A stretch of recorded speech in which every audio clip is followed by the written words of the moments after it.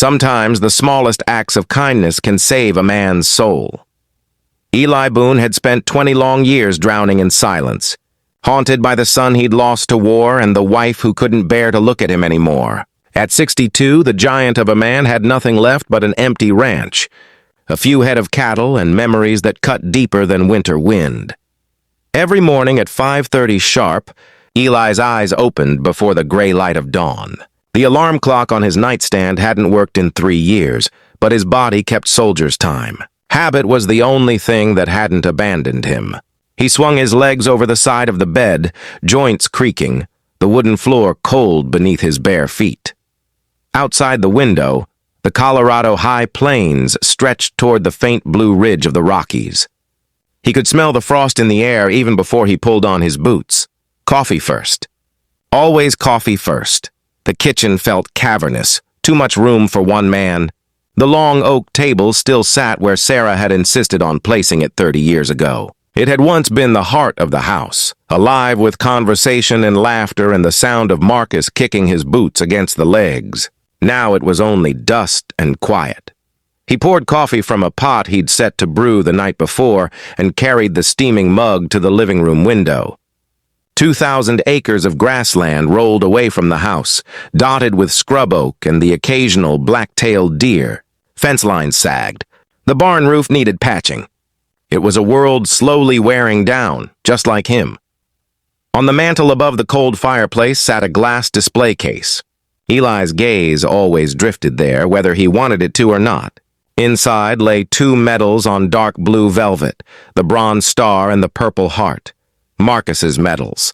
His boy had been 24 when a roadside bomb in Kandahar tore his Humvee apart. 24. And gone. Eli turned away before the memories could start their familiar ache. The barn needed mucking. The tractor had that grinding noise again. Busy work.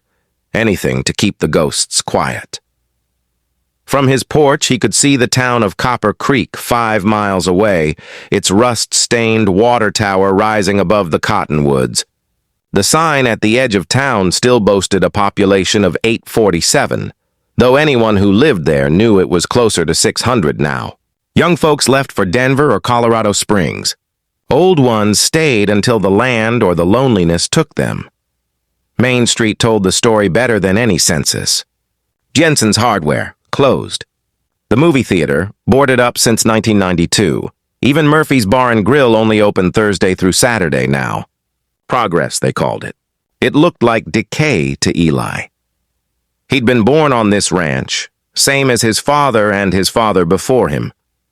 The Boone family had homesteaded the land in 1887, carved a living out of dirt and hope. 3 generations of men had worked this soil and were buried in the churchyard behind the Methodist steeple. Eli had always figured Marcus would be the 4th. Instead, the bloodline ended with a flag-draped coffin and a folded triangle of stars that Sarah couldn't bear to look at. Sarah. He still saw her sometimes, in dreams or in the half-light of early morning. The way she used to hum while frying bacon. The way she looked at him before grief hollowed them both out. After the funeral, she'd lasted 6 months. One Tuesday, he came in from checking cattle and found a note on the kitchen counter. "I can't watch you die of grief, Eli. I won't." She'd gone to live with her sister in Grand Junction. They spoke a few times a year about taxes or paperwork, their words polite but empty. She wanted him to sell the ranch, start over somewhere smaller. But he couldn't. The land was all he had left of Marcus. Martha Henderson, his nearest neighbor, tried to keep him tethered to the living. A widow herself, she stopped by most afternoons with some excuse, needing help with a gate, borrowing sugar, gossip from town. Really, she was checking that he hadn't put a gun to his head. He appreciated it more than he'd ever admit. "You need to get out more," she'd tell him, pouring coffee in his own kitchen like it was hers. "Join the coffee group at the diner. Come to church. There's life beyond this ranch, Eli Boone." But how could he explain that this was the only place Marcus still felt real? In town, people's eyes softened with pity when they saw him. Out here, the wind carried the echo of his boy's laughter. Out here, Eli could almost believe nothing had changed. Money was running out. Medical bills, funeral costs, 5 bad years of cattle prices. Each one had carved a little more out of his savings. The bank had been patient, but patience didn't pay property taxes. Tom Bradley, his financial advisor, had been blunt. "The land's worth a lot now, Eli," Tom had said. "Developers are sniffing around. That new highway's going to cut right past your place. Could make you a rich man if you sell." The thought made Eli's stomach twist. Subdivisions and cul-de-sacs where his grandfather had grazed cattle, signs reading Boone Ridge Estates. No, he'd die before he let that happen. Still, the math didn't care about pride. Most evenings he sat on the porch with a beer, watching the mountains turn purple under the sunset. The meadowlarks sang the same tune his great-grandfather had heard when he broke this land to plow. It should have been enough, but without family to share it, the ranch felt less like home and more like a beautiful prison. He didn't know it yet, but salvation was already on its way, hidden inside a burlap sack and waiting for a single dollar. Saturday morning arrived with a knock loud enough to rattle the windows. Through the curtain, Eli saw Martha's old Chevy pickup idling in the drive, bed piled with boxes and furniture.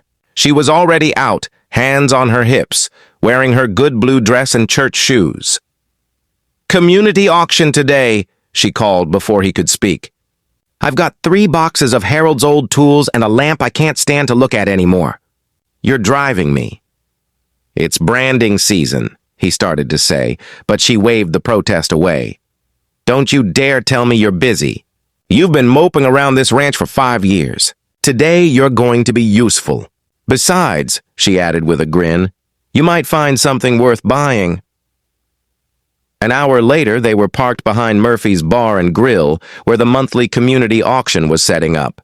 Folding chairs formed crooked semicircles around a plywood stage. Tables groaned under piles of donated goods, farm tools, kitchenware, boxes of old books. The air buzzed with conversation, and the smell of barbecue drifting from the volunteer fire department stand. Buck Morrison, the fire chief and auctioneer, spotted Eli unloading Martha's boxes. "Well, I'll be," he said, clapping him on the back. "Didn't expect to see you here, Eli Boone. Been too long."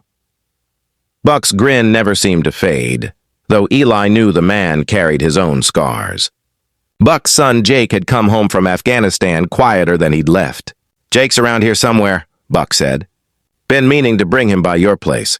You two ought to talk. Could do each other some good." Eli only nodded. He knew too well what silence between soldiers meant. At 10 sharp, Buck climbed onto the stage and called the crowd to order. The first items moved fast: a set of snow tires, a barely used coffee maker, a bundle of romance novels that drew good-natured heckles. Eli even caught himself smiling once or twice. Then came the mystery lots, unlabeled boxes and unclaimed donations.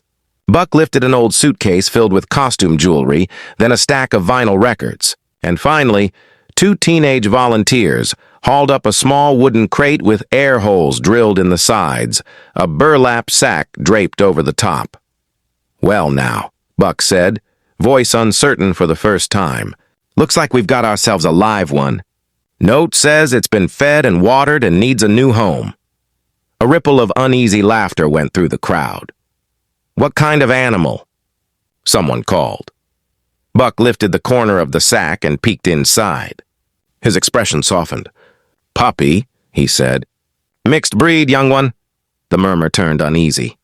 "People came to auctions for bargains, not responsibilities." "Who'll start me at $5? Buck tried. Silence. "Come on, folks.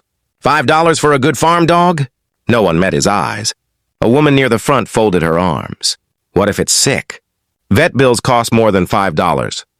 Another man added, "Probably why somebody dumped it here." Buck sighed. "All right then. $2? The burlap sack shifted. A small whimper escaped.